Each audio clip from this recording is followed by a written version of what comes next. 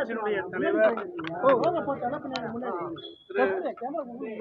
விஜய் அவர்கள் கரூரிலே பொதுக்கூட்டத்திலே பேசிக் கொண்டிருந்த பொழுது கூட்ட நெரிசல் ஏற்பட்டு மூச்சு திணறி பல பேர் இறந்துள்ளதாக செய்திகள் வெளிவந்துள்ளன.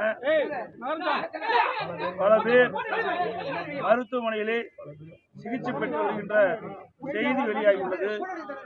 இது மிகுந்த அதிர்ச்சியை ஏற்படுத்தியுள்ளது, மிகுந்த வேதனையும் ஏற்பட்டுள்ளது.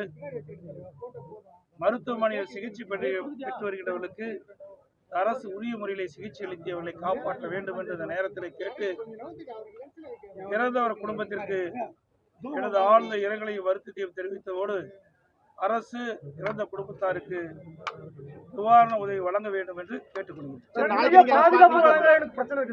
உரிய பாதுகாப்பு செய்தியில் தான் நான் பார்க்கணும் ஒழிய என்ன நடந்தது என்பது எங்களுக்கு முழுமையாக தெரியாது.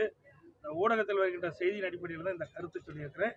முழுமையாக எனக்கு விவரங்கள் தெரிந்த பிறகு நான் முழு விவரத்தை தெரிவிக்கிறேன்.